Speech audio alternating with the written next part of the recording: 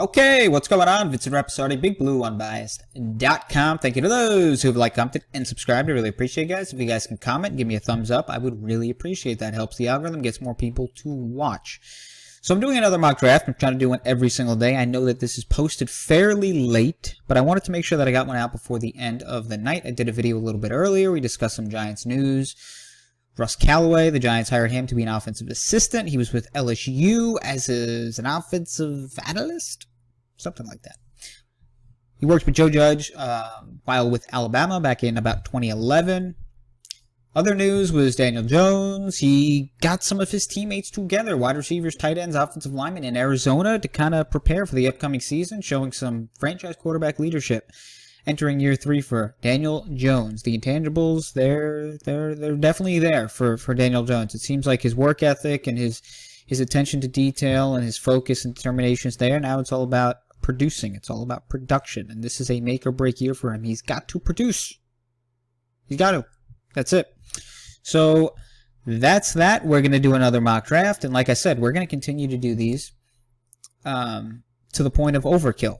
Because I want to learn as much as I can about this upcoming draft class so that when things happen, we know a little bit about some of these players and not just first-round options or second-round options, but guys a little bit later in the round, later in the draft. And that's where our 7-round mock drafts will come in. We'll do those, like I said, probably once a week.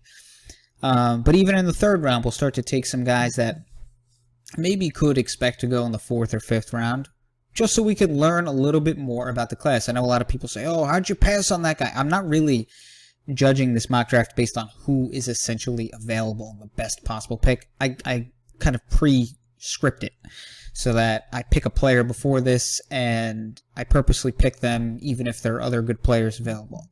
So like Penny Sewell, he obviously would be the pick here. I think that's pretty obvious that he would be the pick, but I doubt it that he's going to be there for the Giants at 11. Like I said in my previous video, unless there is a Laramie Tunsil video coming out on Penny Sewell, I highly doubt that he will be there for the Giants at 11. And guess what? If he is, they're going to take him. I would assume. I think he's known to be, I know they throw out this term every single draft class, but kind of a generational offensive line prospect. I know that term gets thrown around in every single draft class with at least one player. I'm not saying specifically on the offensive line, but it seems like there's a linebacker, there's a running back, there's a wide receiver, a quarterback, and it's generational. Well, that's what they're saying about Penny Sewell. And look, he's about as hyped of an offensive tackle as I've seen in many years, where many people just think he's going to be a home run at the next level. And that's usually not always the case. It's tough to find good offensive linemen in the NFL draft. Last year, there was a good crop of offensive line prospects, but the Giants tried to trade their 4th overall pick. There's a good chance that none of those guys would have even been taken in the top 5 if the Giants successfully were able to trade their pick. You saw those other 3 guys. You saw Becton, Wirfs, and Wills. But that's where those guys were mainly taken in a very good draft of offensive tackles, offensive linemen. That's where those guys were mainly taken. Penny Sewell is a guy that is expected to, I mean, if it weren't for such a good quarterback class, maybe the 2nd or 3rd overall pick. That's the kind of hype that he is getting, and many are saying he's the best overall player just in terms of pure talent and ability in the NFL draft. So let's start this mock draft. Let's start in the 1st round. And let's make things interesting. A lot of people have been getting bored by my mock drafts. They're not liking them. I took Christian Barmore in the 1st round yesterday for the Giants. People thought that was a boring pick. I took Rashawn Slater the day before. Okay, people liked the pick, but boring. We're gonna go a little exciting here. We're gonna make an exciting pick, and we're gonna take Jaylen Waddle. So I think this is what's cool about Pro Football Focus. We have a little bio, and we can kind of look at some metrics and some even advanced metrics down here. So with Jaylen Waddle, he kind of reminds me a little bit of Odell coming out of the draft. Definitely not his size, a little bit small, but the athletic ability is top-notch, and what they think is the most explosive, arguably the most explosive all-around athlete at the receiver position in a very good receiving class. And obviously you look at yards per reception, big play wide receiver, 21 yards per reception. Yeah, he's a stud. He's a stud, and obviously he would add a very interesting dynamic to the Giants offense with Galladay, Shepard, Slayton. All of a sudden, you're looking at potentially the best wide receiving unit in the NFL. And that's after last season where they had a very subpar wide receiving unit. In one offseason, they could turn into, like I said, arguably one of the better wide receiving units in the NFL.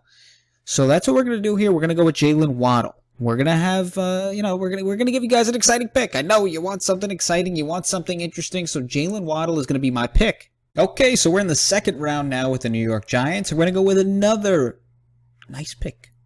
Fun pick. We're going to go with Pat Freiermuth, the tight end from Penn State. They call him Baby Gronk because of his ability to catch and to block. And the Evan Ingram thing's got to be over at this point. You can't expect him to offer you anything at the tight end position. In college, his senior season, he played 74% of his snaps from the slot. He's not a tight end. He can't block very well. And, you would think, okay, at least if he's not going to offer them the ability to block and be a normal tight end, at least catch the football, which he didn't do last year. 11 drops, passer rating of 55 when targeted. I thought they should have gave up on him this offseason. I'm not a fan of getting rid of players at their lowest value when there was previous value. I think that some people definitely like the idea of Evan Ingram and his talent, and you could have potentially traded him. I'm saying in terms of he had value at one point. So for a player that is talented, there's no question he is talented, and there is value in terms of that, of the potential of his play as a receiver, as a receiving tight end. At the same time, can you trust him to play legitimate snaps and not mess up? In all seriousness, I wouldn't trust him. I wouldn't do it. So even at his lowest value, because he really didn't play very well, but the talent is still there, so I guess there's a little bit of value, I would get rid of him. I would have traded him. I would have moved on. He's not worth the potential headache, the potential big drop in a game or tipped pass that's intercepted.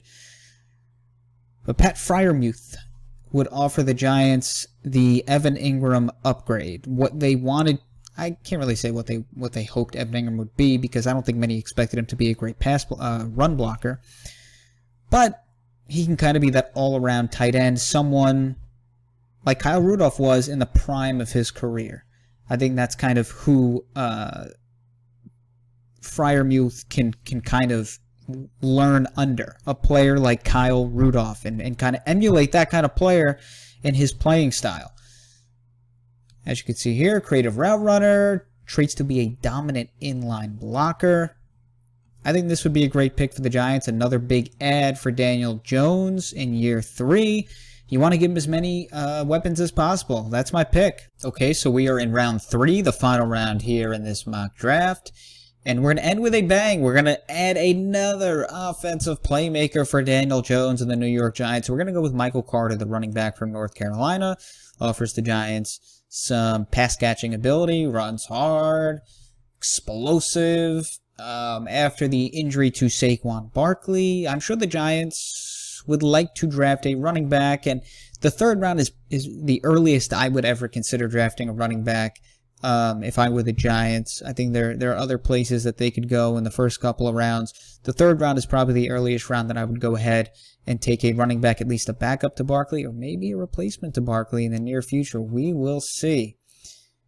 But Michael Carter offers the Giants another option. They obviously signed Devontae Booker to be Saquon's backup. Wayne Gallman is still a free agent. Doubt he comes back.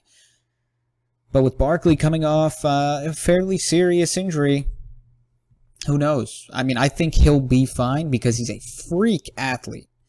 But you just never know, right? You never know coming off an injury like that.